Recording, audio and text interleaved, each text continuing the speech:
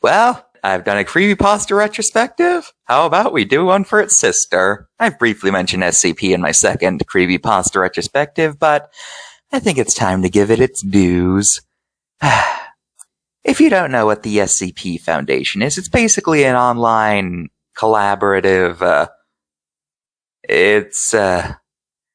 Okay. Basically, the SCP Foundation is a fictional company dedicated to cataloging and containing anomalous entities in the world. They can be creatures, objects, or even phenomenon. Basically, if it's something that cannot be explained scientifically, it's an SCP. There's well over 8,000 SCPs at the time of writing. And today, I wanted to pay respect to this, does this count as a franchise if it's really only one installment? I mean, but then again, this is kind of I don't know. Does SCP count as a franchise? I don't know. I just wanted to pay respects to this, franchise, yeah. By going over some of my favorite SCPs.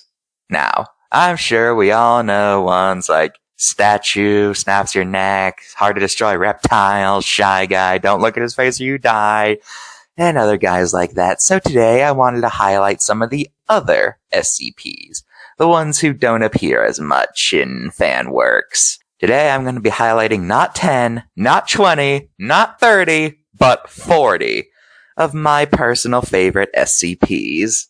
So, shall we begin? Good. 085 is a sentient drawing created in a freak accident. She has been nicknamed Cassie, and she has the ability to enter different drawings and take on the art style of whatever she enters. But it's not like she actually enters the story of the drawings. So if she enters a comic book, for example, it's more like she's exploring a wax museum. Another ability she has is that any drawn object she interacts with will act like its real self. You draw her a glass of water, then she can actually drink from it. The only exception is that this doesn't work on living creatures. Because of this, and the fact that she became aware of her 2D nature, she's become incredibly somber and lonely. How sad. 250 is the skeleton of an Allosaurus of an unknown species that bears a weird resemblance to a Monolophosaurus. Anyway, it simulates what is thought to be the daily habits of an Allosaur, pacing around during the day and becoming dormant at night, as well as attacking any creature it deems prey. But since it doesn't actually have organs, it just swallows them and then they fall through its ribcage, where it then pays them no mind. Nobody knows how this creature is able to stick together without flesh, or even how it gains sentience in the first place. You know who this guy should meet? He should meet the T-Rex from Night at the Museum. Yeah, let's see that. 261 is a snack machine found in Japan. You put in some yen, enter a number, it'll dispense a random snack from the multiverse.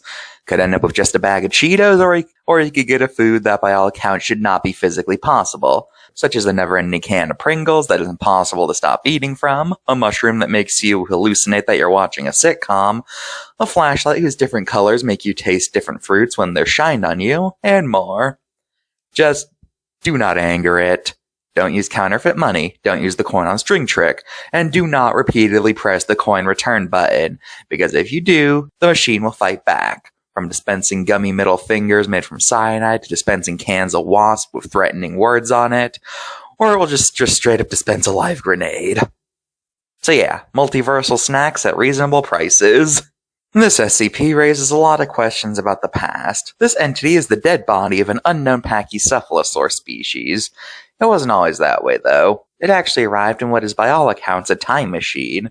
It was pretty friendly to the staff and even found a way to communicate with the researchers. But they died 40 days later. This creature raised a lot of questions. If dinosaurs had a society, how did no evidence of it survive? And the fact that there are Pachycephalosaurs is another interesting thing, because you'd expect that if a dinosaur was intelligent enough, they'd be a theropod or something, like a Troodon or an Ornithomimosaur, but a Pachycephalosaur? Now that's interesting. 387 is a group of sentient Lego bricks. When they're in their container, they'll keep duplicating until the container's full, and anything built by the Lego will start acting like their real counterpart. So Lego people will be alive, and they can drive Lego cars, despite those not possessing engines. They'll even start building their own Lego cities. In addition, any pre-existing Lego brought to them will be integrated. But just make sure you don't bring any, Lego competitors, because if you do, then they will do something that had to be censored, and it freaked out the scientists studying them. My guess is that they managed to make a working thermonuclear bomb, but that's just my theory. SCP-423 is an unknown entity that calls itself Fred, and Fred has the ability to enter textual narratives. But he prefers to be a minor character and is pretty much never the main character. While he can enter stories that have illustrations, he will never appear in the pictures, so he's pretty humble, all things considered. I want him to meet Cassie. I think they'd get along. 504 is a breed of tomato that seemed to not be any different from any other tomato, but its effects activate when it hears a bad joke. When it does, it'll hurl itself at their target, with it going faster the worse the joke is. And if a joke is bad enough, they'll move at supersonic speeds, which vaporizes the target. So, yeah, you might want to keep your mouth shut around these guys. 507 is a guy who randomly slips between dimensions. He has no control over this, but luckily, years of doing this has made him good at surviving. But still, he's been subjected to all kinds of mistreatment, from being stalked, almost being executed, to falling great heights, and more.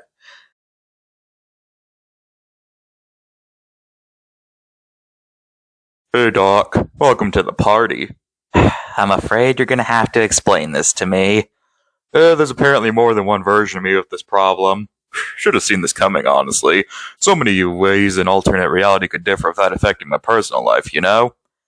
So, which one of you is the visitor?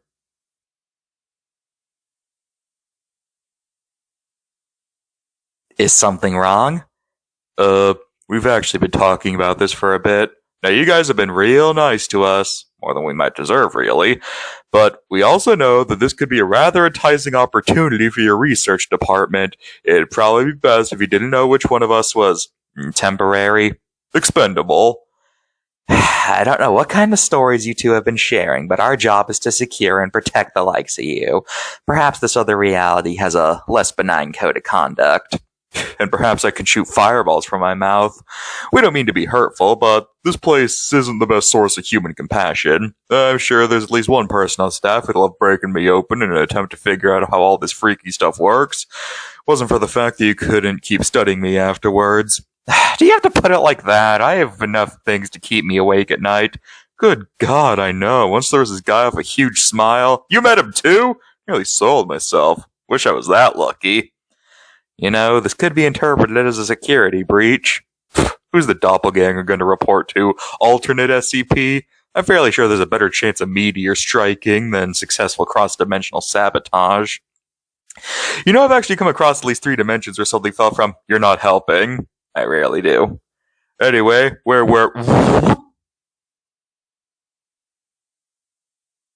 Well, now that our visitor has left, I have a question. All right. Did you two figure out the difference between your realities? Actually, I think we did. In this world, Abraham Lincoln was killed while sleeping by his vice president instead of by General Lee. In this reality, Lincoln was assassinated by Booth. Oh. 561 is an anomalous area in Canada that causes any living thing inside of it to have its reproductive cycle change.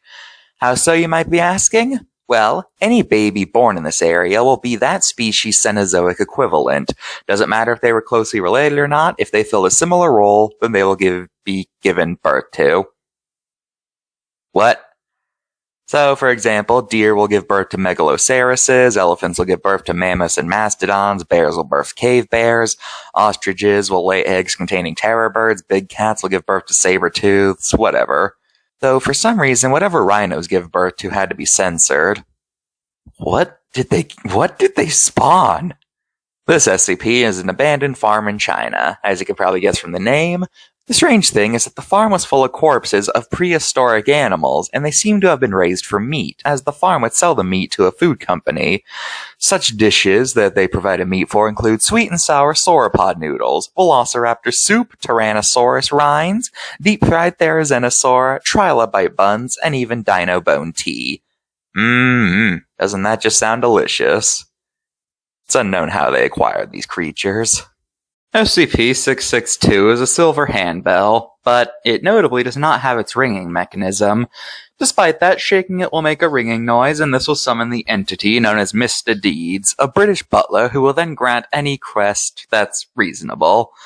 He can't get you a nuke, but he will be able to get you a grenade. And while he can make food, he refuses to make anything out of human flesh. He can also fulfill tasks like washing dishes. The one strange thing to him, though, is that it's unknown as to where he gets the item he procures, as whenever he has to fetch something, he just walks out of sight and returns with it moments later.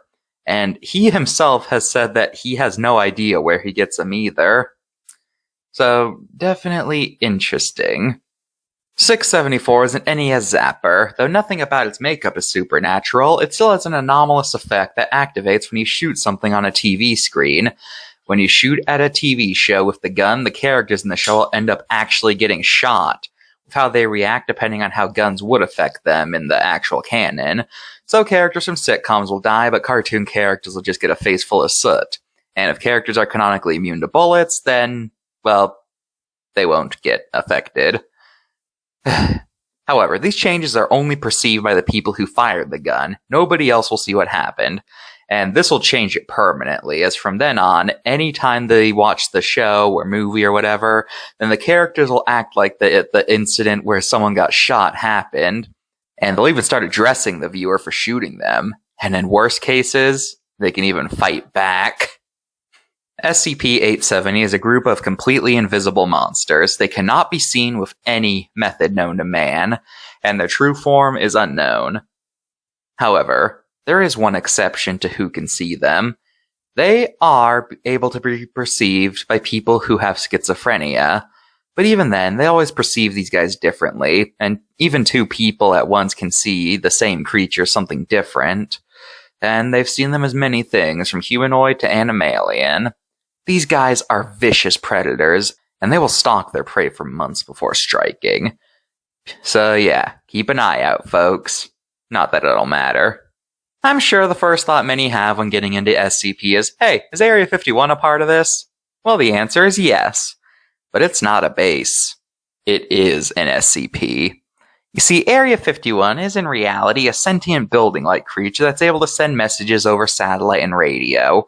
And these messages are claims of Area 51 being some super-secret government facility with aliens and other cool stuff. But when someone approaches the building, it'll gobble you up. It also periodically lays eggs, which resemble pop culture depictions of UFOs. And if not captured, they will leave Earth's atmosphere. In order to protect people, the Foundation has operatives disguised as U.S. military personnel patrolling the place to keep people away. And they've done a lot of disinformation campaigns to make the idea of Area 51 being something cool seem ridiculous. Hello, 1051, can you hear me? Give. Pardon? Give. Give what? Want. Feed. You don't get any food. Area 51 is currently being controlled by the SCP Foundation, a shadow government organization that is designated at SCP-1051. Here are a few names of the operatives. Send out D7238. Now, why are you sending out these signals? Bring food. What do you mean? Learn humans curious? Make curious. What about those discs we captured? Catch baby? They're eggs? You reproduce that way? Dr. Richardson, Agent Adler, Agent Crescent, its coordinates are the following. SCP-1051 proved to be highly uncooperative following that interview. All attempts to destroy SCP-1051's distributing organ met with failure. 1128 is an aquatic entity whose anomalous property is quite chilling to those afraid of water. If anyone knows what the creature looks like, then the next time they become submerged in water, they'll be taken to its home, where it'll most likely eat you. Oh, and you might be thinking, well, okay, then I just won't take baths or go swimming anymore. Well, guess what? If you go too long without submerging, the creature will just pull you into the next body of water you come across, regardless of if you should be able to fit in it or not. One poor sap got dragged into his drinking glass. That's how small the pool is required to be after a while. SCP-1160 is a massive bird who is extremely aggressive. By all accounts, it's invincible. So, how do you contain this thing?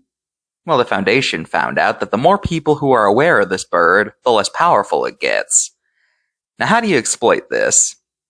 They turned it into a cereal mascot. I'm not kidding. They made it a mascot for a cereal that's heavily implied to be this world's equivalent to Cocoa Puffs. And basically, they made a backstory for the mascot that's full of subtle nods to the bird, which led to more people becoming subconsciously aware of it, therefore weakening the bird. So yes, in this universe, Cocoa Puffs were invented to weaken a giant bird. Wow. The Mesozoic Preserve is a space in the Democratic Republic of the Congo, and inside of it, dinosaurs. New species are always popping up, though the preserve seems to favor dinosaurs that lived in Africa, like Kentrosaurus or Spinosaurus. But dinosaurs from all over the world have been seen, and each time period has been observed. Though, as they note, there has never been a T-Rex seen. It can also spawn in non-dinosaur animals like pterosaurs, and there was once even a Postosuchus sighted. Another anomalous property of the area is that the dinosaurs cannot leave. If they cross the border, they'll dematerialize, then reappear somewhere else in the preserve. In addition, while the known dinosaurs are passive to humans unless provoked, there are some creatures that don't resemble any known species of dinosaur, and those ones are highly aggressive. But they suddenly turn passive if they're discovered in the fossil record. So, I really love this one. It gives a cool explanation to the Congo dinosaur cryptids, and just by reading it, it's obvious it was written by a paleo nerd. Despite the name, the anomaly here is not the diner, but rather a group of its patrons. 4 elderly men will enter the diner every day and stay for exactly the same length of time. And if one of them is prevented entry from the diner, horrible things will happen. One conversation recorded between them seems to shed light on their true nature. You gonna finish that? Yes, I'm gonna finish that. I always finish what I order. You've been asking me, you gonna finish that every day for the last 60 years, and the answer was always the same. Why do you keep asking? I guess I'm just an incurable optimist. Ain't no such thing as an incurable anything, Frederick. Trust me on that. I don't know about that anymore, Pat. Seems like your big act is getting a bit less popular lately. Not this again. Look who's talking. You wouldn't even exist if people got their acts together. Now look here. Shut up, both of you. 60 years listening to this crap. Every single day. You two are lucky I love the coffee or so much, or I would have left you two to kill each other years ago. Yeah, because we just find your presence so delightful, Dwight. Don't think for a second I forgot about you, Warren. You were the one who get us mess in this first place. It was an honest mistake. Where I come from, a giant fiery mushroom usually means the end of the world. How was I supposed to know it was just a big bomb? It's your area of expertise!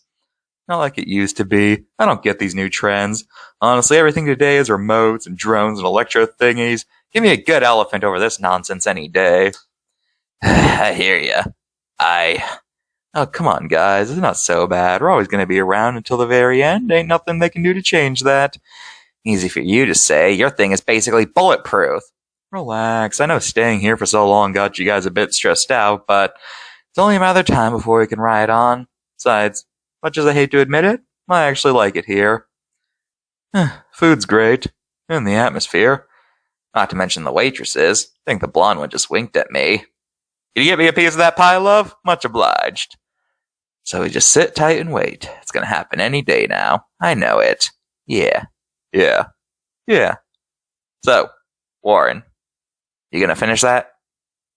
1357 is an anomalous theme park. On the 13th of every month, it'll send tickets to a random family that has at least one child under the age of 18.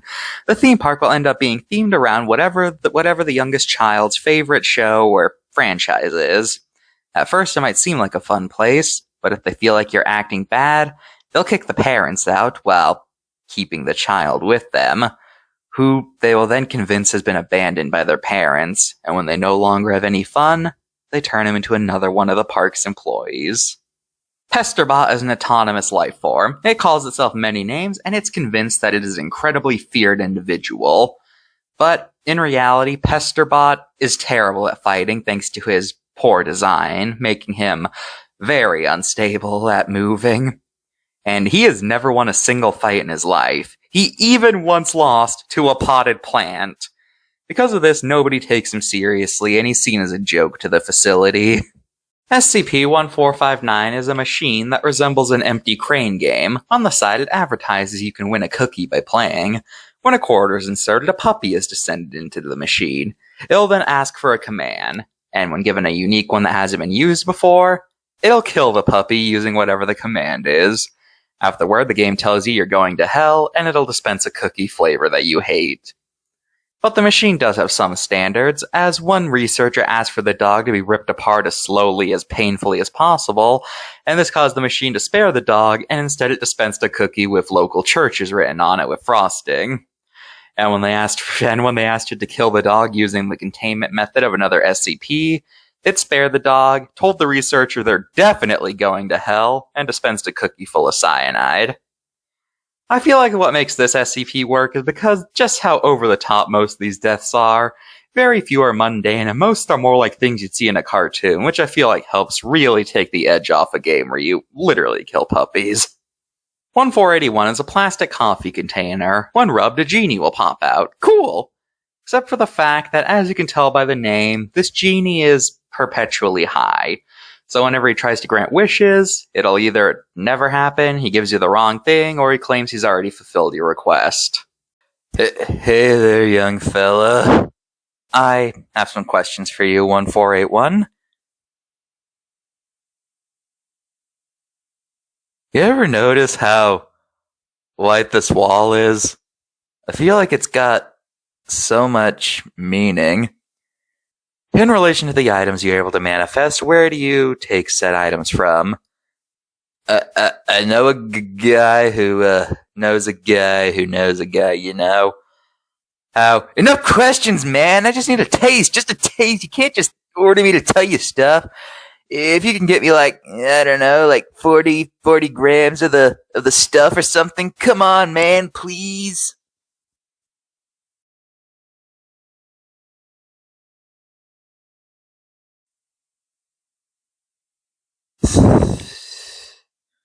So there I was, right in front of this guy, waiting for him to make his wishes, and all of a sudden he looks at me, and he says, for my first wish, he says he wishes for me to be an alcoholic junkie, and then he says that his second wish is that first wish couldn't be unwished, and then he just walks off. I don't understand it. I really don't. So now my life is ruined. I used to give kings what they wanted, you know. I used to live in palaces. Now I got no friends.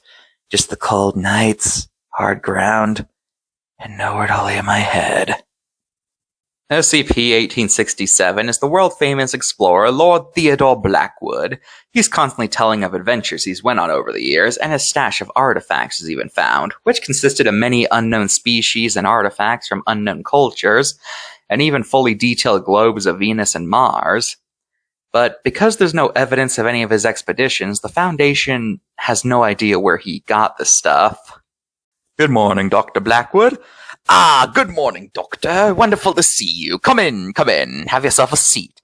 Now, if I remember correctly, the last time you were here, I was telling you about the time I was captured by the Ubula tribe of the Congo. Actually, I have some questions about that story, today. Our research turned up no trace of those people. They don't seem to exist.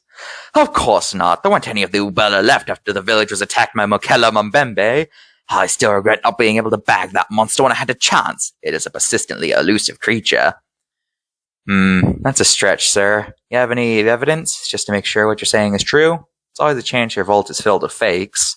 Nonsense! I would never fabricate any of my work. Why, it's against the very heart of being a naturalist. While I am repeatedly amazed by your institution here, you seem to be missing the explorer spirit. When I scaled the Himalayas in search of the monks of the Golden Mountain, did I worry about what others had to say about them?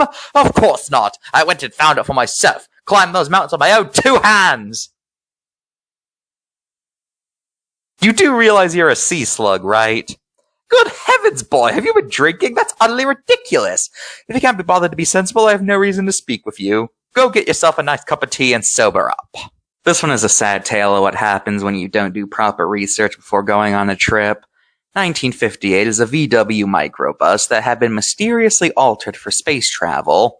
It was turned into a rocket by a group of hippies who were planning to use it to head to the Alpha Centauri star system to start a new civilization.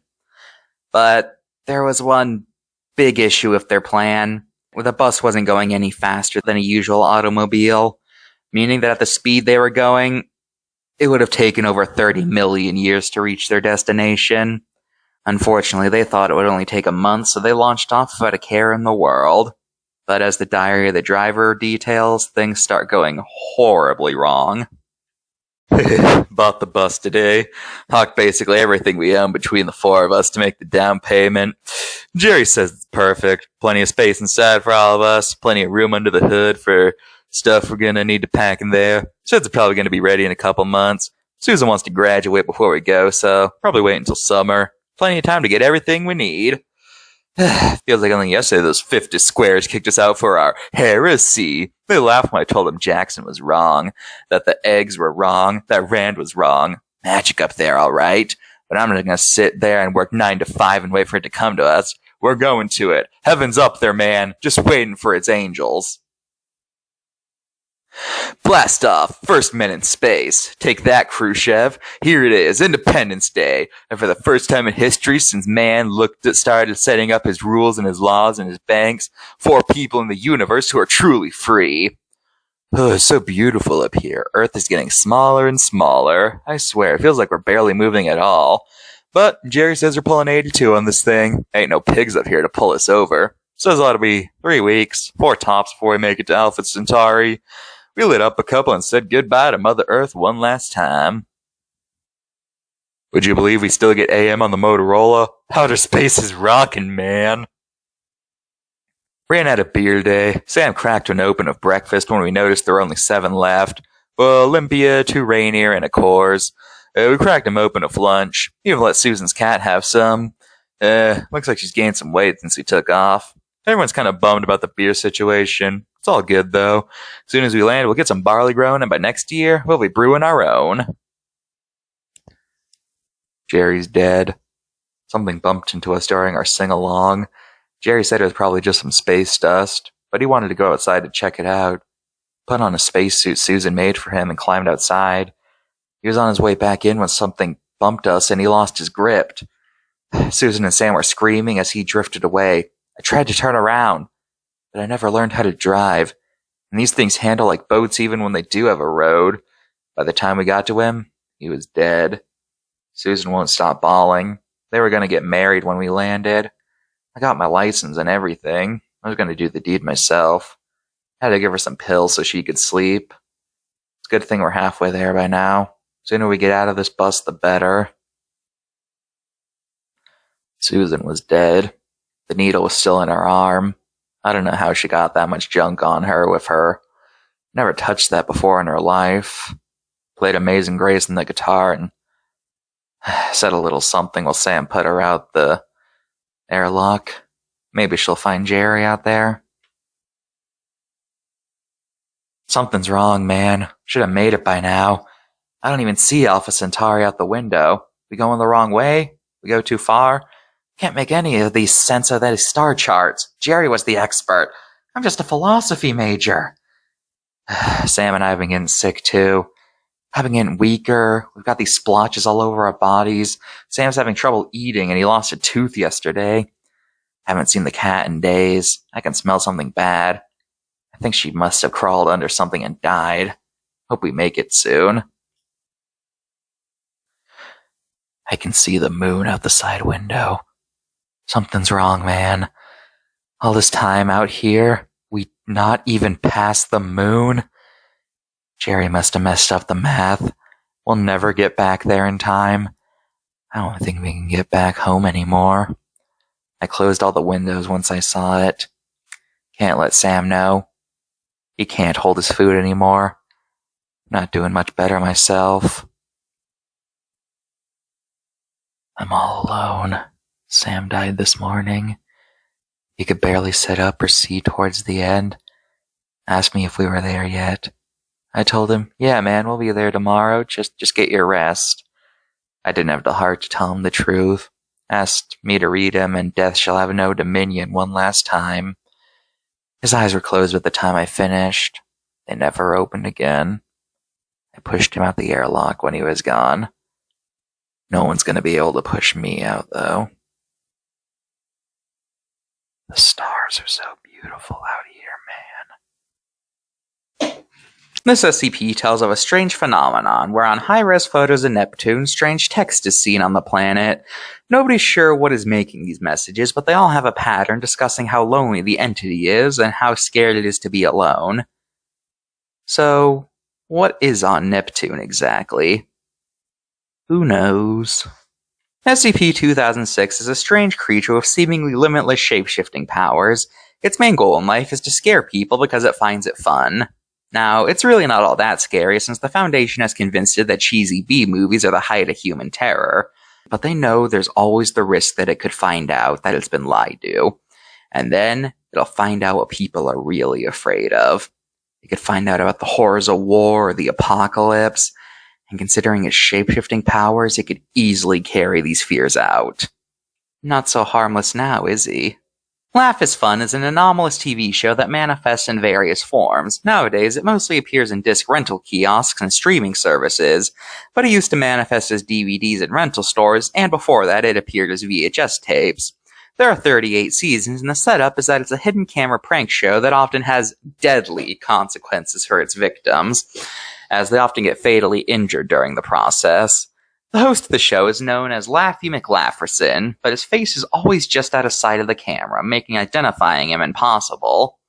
Notably, whenever he reveals himself, no matter how hurt anyone was by the prank, they instantly start laughing when they find out it was a prank show. In addition, it seems the show's victim pool is derived from those who watch the show, so I'd recommend not watching it just to be safe. So yeah, this show's basically the epitome of those just a prank YouTubers. Are those guys still around? Or did they go extinct? I hope it's the latter. Great Ideas That Are Totally Useless is a stack of papers that once a week will gain a new page detailing of how the Foundation could destroy an SCP, but then it goes into detail about how horribly wrong it'll go. And then it'll conclude with a snarky comment about the situation. For example, the way it's suggested to kill SCP-682, the hard-to-destroy reptile that the Foundation is set on killing, is that they'll send it to the moon, reduce it by a large amount, and then nuke the crap out of it. Unfortunately, this would only result in it growing to the size of Saturn and then eating every planet in the solar system.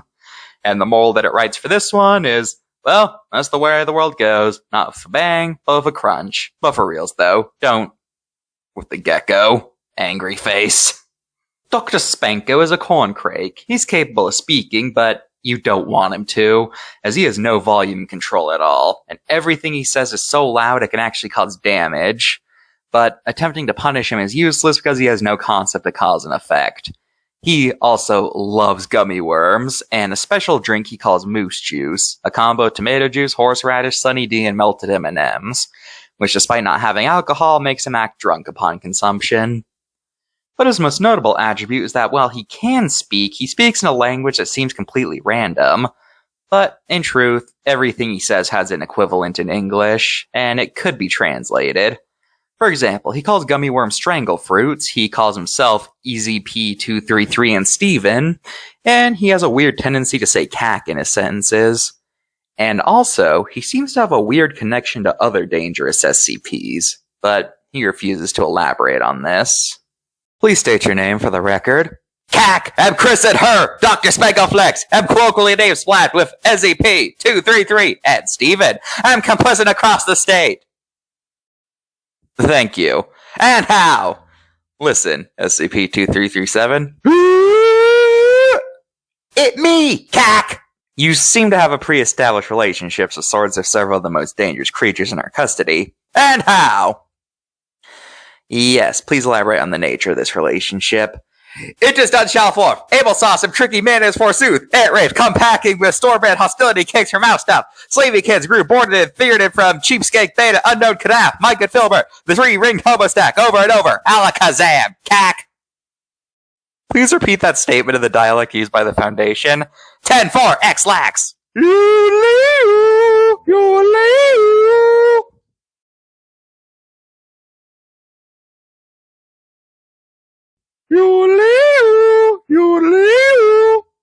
Please stop yodeling. And cack more sense? We need you to cooperate and explain your answer in a coherent way. Mitochondria the molasses, and what the Spago Freezer said. For shame this. Escalate the right query Q molasses. You're not hearing me, are you? Only with the Nebraska cack flap amigo salad. Cack! Cack. What ho? Eastward bound? Profound disappointment! Snackutations, Dr. Spanko. Cack, you amathoritor? Explanarate. Cack, cack, cack, cack, cack, cack! Noble turkey stats, fist of the 11,000 war cushions, into the cackening, damn the tornadoes, sis, boom, cack! Leave. Guten idea have, cack! SCP-2362 is an object located in the Kuiper Belt, although you might know it better as Pluto. Why is Pluto an SCP? Well, you see, one day it was discovered that Pluto was developing a strange growth on its south pole, and then it started to experience massive fissures across its surface before eventually splitting in half, revealing a jellyfish-like creature that set off to its home system. In order to draw attention away from Pluto, the Foundation successfully managed to get Pluto declared to not be a planet. While the controversy garnered more attention in the short term, doing this will ensure that eventually only hardcore astrologists will be aware of it, and therefore protecting the true identity of the former planet. Now, you might be wondering about the images of Pluto from 2015. Well, that was a doctored image made to hide Pluto's real identity. So yeah, basically in the SCP universe, Pluto was demoted because it was actually an egg. 2399 is a massive mechanical device located on Jupiter. The machine is currently broken, but it's sending out drones to repair itself. Intercepted signals sent to the machine reveal it was supposed to be sent to Earth, and considering all the weaponry it's equipped with, it could not have been for a good reason. But on its way to Earth, it slammed into one of Jupiter's moons, and the high gravity pulled the remains towards the planet. Since then, Jupiter has noticeably had a red spot swirling on it. The Foundation has managed to block the signals being sent to the machine, which is good, because the latest message sent to it told it to cease repairs and head to Earth immediately. Cragglewood Forest is a non-existent park that people have false memories of visiting in their youth. The only commonality between the people who remember it is that growing up they were an only child. The park is described as being full of animatronic trees, and the only ride is a carousel, though nobody ever remembers riding on it. But as the article continues, the idea that the park doesn't exist is brought more and more into question. What do you recall about Cragglewood Park? Is that what this is about? It's just a nightmare I used to have. Can you elaborate? Yeah, I mean, I think it's probably based on some actual theme park. I went to it as a little kid, you know? Probably traumatized me. What happens in the nightmare? I went to this theme park. It's like Disneyland, but smaller. No rides, just this long, winding road through the woods. Everything's bright and colorful, like a cartoon. And there's these trees all around me, but tell me about the trees. They got faces, and they're singing. They got those dopey, cheery, colorful looks like one of those old-timey cartoons, right? And they just sing and laugh and sing. Can you tell me anything else? There's this music that's playing everywhere. It's like that organ music, but not the kind you hear in church. More like what you'd hear in a carnival. You mentioned before there weren't any rides. No, I'm wrong. There's rides. There's one ride. Just one. It's a thing of horses that goes around in a circle, you know what I mean? A carousel? Right, that thing. That's where the organ music is coming from. Were you alone? No, there were other kids with me. We're not happy to be there either. We're all smiling and laughing, but we're just doing it to stop ourselves from crying, you know? Fool the trees, so the trees don't see how scared we are. To keep the trees happy. Keep them happy. Yeah. Anything else you can tell us? I don't know. I haven't dreamed about this place in ages. I think there's one bit near the end. Please, relax. Take as much time as you need. Just as I'm getting ready to leave, I see something. A tiny tree sprouting up near my foot. Looks up at me. It's smiling with that big, dopey, happy grin when I see it. That's when I start screaming. That's when I wake up. Why does the tree make you scream? Because it has my face. Did you ever ride the carousel? What? Are you crazy? What happened when you reached it then? Some of the kids got on. Not me, though. The ones who did, some of them were smiling, some were crying. Some of them hugged the ones who didn't get on. Some of them hugged each other. Then what happened? They rode the carousel, then we left. What happened to them? How should I know? We left. You left them behind? Yes, we left them behind. What, you think we should have stuck around and see how this is all going to turn out? I'm sorry, I didn't mean to accuse you of anything. You were just a child. No one would have expected you to. That's right. I was just a child in the middle of a nightmare, and you have no idea what even talking about this is doing for me or how it's making me feel. I don't want to talk about it. I just want to forget it. Why can't you just let us... I'm sorry. You don't need to apologize, Miss Yearling. You've clearly gone through a deeply traumatizing experience.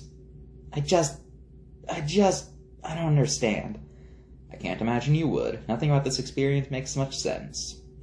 Not that. It isn't that. It's just... What is it? One of the kids that got on. Yes? Why did he hug me? I don't even know who he was.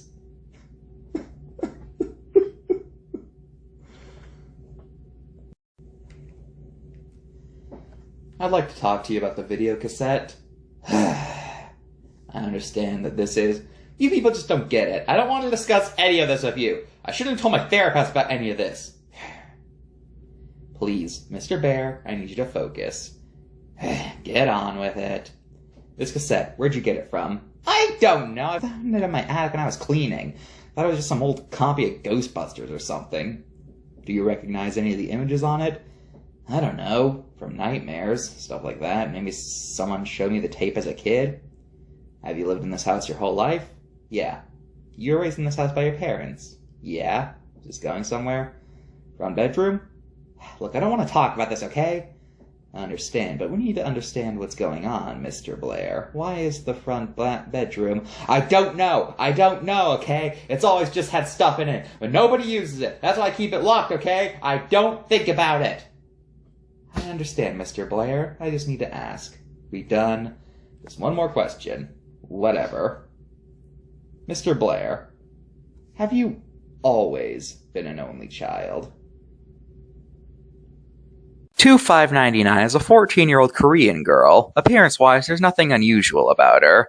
But her anomalous property is twofold.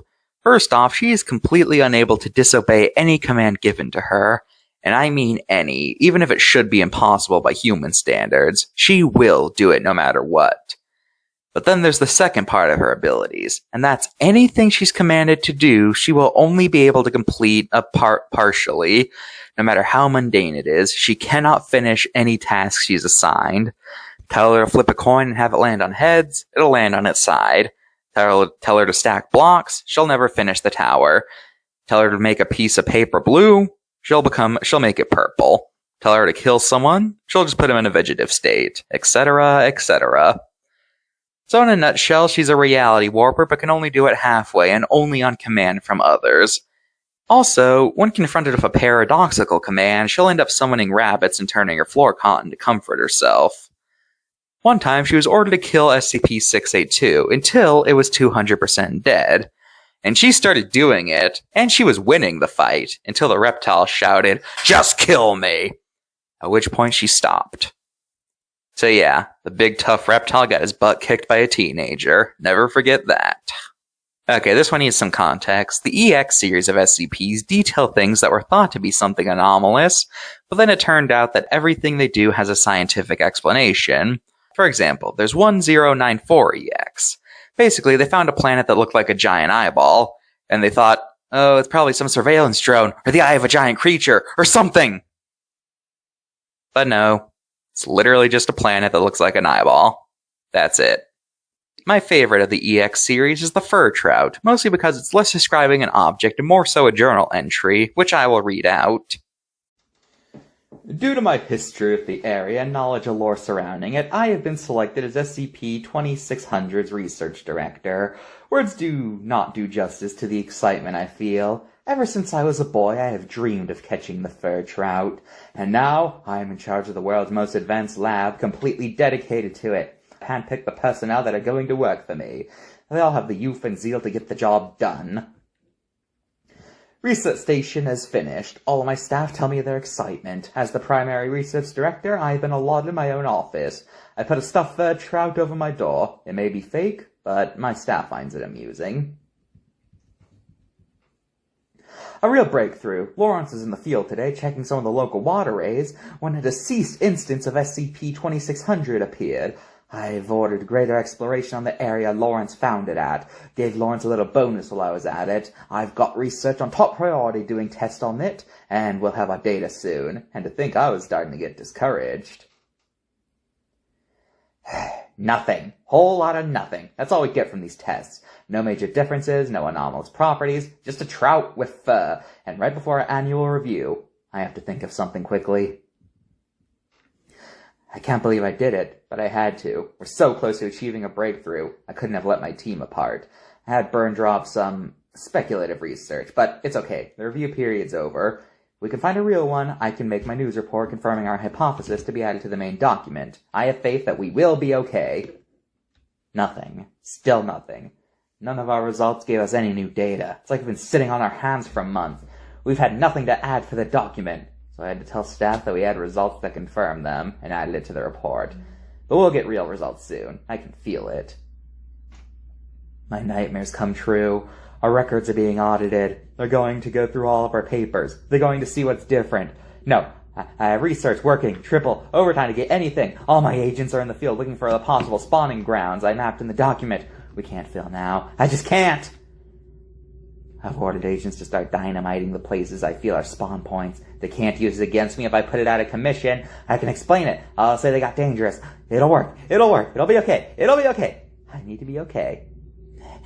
I think it's over. Sitting in the tiny office. They have the records. I know that any day now I'm going to be that call. And I'll sit in a tiny cell and they'll ask me about my research. I can't do it anymore. I'm downing patent medicine in bulk. My staff knows the truth of what I'm up to. I think everyone hates me. I'm going to lose everything I've been working for. I didn't do anything to hurt anyone. I just wanted truth. Notice to all personnel. Director Dobson has been relieved of his position. Our investigation found a ring of researchers working with the director, falsifying research and manipulating data to justify further research. As of now, our data shows that the SCP-2600 specimen is nothing more than a fungal infection. It has been designated explained. You will all be receiving relocation notices to projects more worthy of your time. I don't know, I just like the idea of a Foundation worker being dead set on proving that a local urban legend he grew up with is true, only to be repeatedly come up with failure. 2835 is a lost episode of the short-lived cartoon Patty the Pelican, which is considered one of the worst cartoons ever made. The episode's 30 minutes long, and its anomalous property is that the cartoon can hear you, and will even ask your opinion on it. But the thing is, it cannot take criticism. And upon saying anything mad about this cartoon, it'll start threatening the viewer, and if he gets mad enough, he'll dox you. It is still unknown how he acquired this information. So, Freddy Fox knows who my real father is. Ain't that a laugh and a half? Who are you expecting my father to be? How do you know my name? No. We're not doing this answer a question for question crap. I asked you who you think my real father is. I think I'm entitled to an answer. Do you have any idea how hard I worked on this episode? Kenny Crow is your dad? Good lord, man, are you blind? Kenny and I are like the same age. I mean, where'd you get the idea that he's my old man? Am I really being that confusing? I'm sorry. You're sorry? Don't care. Reap what you sow. Reap it. I'm sorry. I'm a failure. I don't know why I even bother to show anymore. Look. Reap what you sow! Gee whiz, I sure do love ice cream cones. How about you? I'm talking to you. Excuse me? I'm holding an ice cream cone. It looks delicious. Don't you think it looks delicious? This isn't hard. I know you didn't go to college or anything, but don't tell me you're so stupid you don't know what a good ice cream cone looks like. Yes or no? Is this ice cream delicious? I put all this work into making the ice cream look tasty, and here you are twiddling your thumbs at me. Do you have any idea how disrespectful that is? Dude, your cartoon isn't even that great. A lot of the animation just repeats over itself without any regard for lip syncing. See that? That crap is the last mistake you ever made. You dumb. Are you gonna get back to the cartoon, or...? No, you had your chance to watch my work respectfully. You... And then look what you did. Yeah, dude, you suck. I could be a better cartoon pelican than you ever could be. I brush my teeth with bacon grease. What's long division? I swear to God and all the angels, I'm going to scoop you down the throat, right into the acid, everything you hold dear. Reap what you sow! You. Reap what you sow! 2499 North Terrace, Indiana. Your kids are adorable, especially... Do they know that their own father fed them to me? Wait, there's no way in hell that you knew. Reap what you sow. You deserve it. Everything gets what they deserve. Even the undeserving get what they deserve. But the deserving? Oh yeah, you and everyone you love. Reap what you sow. I'm going to enjoy every second of this, and you've got no one to blame but yourself. Reap what you sow. Reap what you sow. Reap what you... 3108 is a modified Nerf gun that contains a single anomalous Nerf dart. When this dart is fired from the gun, and only this gun, as any other Nerf dart won't work, and the dart won't do anything if fired from any other gun. Anyways, anything hit by the dart will become a worse version of whatever it is. Printer paper will become toilet paper, dollars will become quarters, humans will become Neanderthals, things like that. Mr. Pierce, today I'm going to be asking you some questions about another of your creations, specifically the gun. Get... Now, that's not helpful. Perhaps I should have Agent Green talk to you again? That isn't necessary. I'm sure he's a busy guy. We wouldn't want to bother him. Lol. Pierce, did you really just say the letters LOL out loud? I'm used to talking on the internet. Sue me. So, what do you fascists want to know? Why did you create the gun? Oh, the Nerfing gun. Classic. Yeah, I thought it would be funny. That's it? Look, what do you want me to say? It's simple as guns making the world worse or something? Not everything has some grand symbolism, man. It's just something I thought of while smoking. I mean, come on, a Nerf gun makes things worse? Hilarious! I didn't even think of the obvious pun till later. I got bored of it and gave it to my little bro as a birthday gift. Probably should have warned him to be more careful, but live and learn, am I right? You honestly expect me to believe that? Despite your group's supposed pacifism, the anomalies you all have produced can be lethal. This little joke of yours has changed steel into balsa and people into invertebrate. You clearly intended this as a weapon. You used it on people? Our testing history is not relevant to... It was supposed to be a joke! It was funny! I changed Mass Effect 2 into 3, my neighbor's SUV into a smart car. I didn't use it on people! Why would you do that? I'm not a murderer! Why would you turn a joke into a torture device? Get out of my cell! I'm done talking! 3166 is an entity resembling a poorly made costume of Garfield, with its insides being stuffed with lasagna. 3166 manifests whenever the Garfield franchise starts to fall out of the public eye, or starts to be seen in a majority negative light. And when it manifests, it'll target people who are either critical of Garfield, involved in parodies of it, creators of rival media, and on one occasion it even targeted Garfield's creator, Jim Davis. When it captures its target, it'll assault them and start force-feeding them lasagna, which is made using the meat of Mr. Davis. Nobody knows how it gets this meat, but before it manifests, Davis will often report feeling a similar feeling to mosquito bites. I think I like this one because it's a pretty cool explanation as to why Garfield is still around, despite a lot of people not really caring for it anymore. The idea that's because they have to keep it around or else an entity will spawn in is just a pretty clever way of explaining it. Now we just need an SCP that explains why The Simpsons is still running. No, the Foundation itself is not an anomaly. This is the name of a board game that was gifted to the Foundation by one of their adversaries, Dr. Wondertainment, a toy company whose products often have supernatural qualities to them that makes them unfit for human playtime. Anyways, this entry is kinda lengthy, so I'm not going to be able to give a full rundown, as it pretty much is a lengthy description on how the game works. Basically, it's a supernatural board game, and there are different goals, and the winner gets a gold bar worth exactly how much money is wagered. But if the pot is too high, it'll dispense play money. I recommend reading it yourself. I just really like fictional board games, and you can clearly tell this is written by someone who loved board games. 4499 is an anomalous breed of great white sharks that are capable of speech. What do they talk about? Well, they're salesmen. They sell things. What do they sell? They try to sell you other SCPs. Stupid, but I find the concept funny. I don't know, man. I just don't think a statue that kills you when you blink is much of a market. No, trust me. This thing is cool. I can name 10, 20 anomalous zoos that would kill to have one of these things. Dude, it literally smears feces everywhere. No one's paying to see that. Besides, it won't do anything if everyone's watching it. You've got a point. What about the chainsaw that turns inanimate objects into ghosts? I think you got something there. Imagine the aesthetic appeal for goths or haunted house owners. Yeah, that's my angle. Here's what I've got so far. Have you ever looked at the bright, colorful world around you and thought, this happy-go-lucky crap is really cramping my vibe? Then do we have the product for you. Introducing the chainsaw, the #1 product for making what you see, what you saw. Oh, nice, man. Loving the tongue-in-cheek slogan. Really catchy. Yeah, I think I got a bestseller here. Commission's gonna be through the roof. Definitely gotta see what Steve has to say about this. Let's end us off with a pretty creepy one. This is 4885, an entity resembling the character of Waldo from the popular puzzle book series Where's Waldo. What this guy does is that if at any point you know his exact location, he will face through the nearest wall, and then he will crawl out of your esophagus, killing you, and it'll cause a yellowish liquid to cover your body, where it'll then be covered in Where's Waldo-esque illustrations. And knowing the location of these corpses will also trigger the effects of this entity. Because of what causes this guy to activate, this entity is only theoretically contained, and the process in which they capture is incredibly complicated. That involves a lot of random variables, multiple moving cells, things like that. So yeah, it has a complicated process of containing, but it kinda has to, or else, it'll activate. Mic check. Yup, all good. Equipment check. Everything works. Ditto.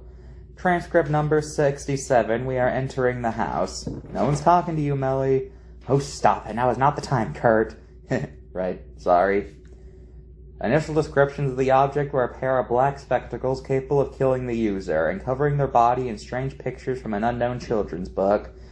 It was obviously Where's What, Kurt. Stay professional. Just want to bring some life into M1's robotic speech. And I'm trying to keep my job, Kurt. Right. There's a picture on the wall. Yeah, look. It looks like crayon. Take a picture. Already on it. Good. Think it has something to do with the anomaly? Of course, it looks like Waldo. Do any of you have any idea on where the object may be? I think it's in here. Which room is this? Bathroom, there's a toilet and shower. So at least I think it's a shower. What kind of shower is this? There's a modified sprinkler on the ceiling. There's a switch on one side of the room that I assume would activate the sprinkler. Seeing as this house has been abandoned for years, I doubt it would work. I stand corrected. Who's paying the water bill? Is it still hot? Ah! That's scalding. Who is? I've discovered a subject. It was resting on the toilet. Good, you know the drill. Yep, these are the ones. I'll put these in a baggie real quick. There's an inscription here. It's in, where? Over here on the wall. This was definitely not here when we first got here. Should we just leave it be and tell command about this, or probably a medic? Here, let me translate. I have training. It doesn't appear to be a medic. It says the basement. The corpses from the child's book are in the basement. He is there too. And then it cuts off. Take a picture and we'll send it. Oh! You okay? What happened? What the?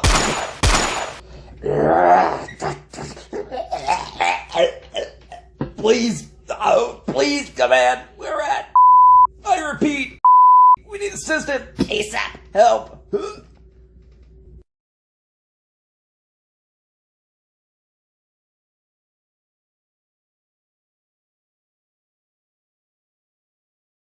Well, that's all for the video, folks. You're probably wondering where I am right now.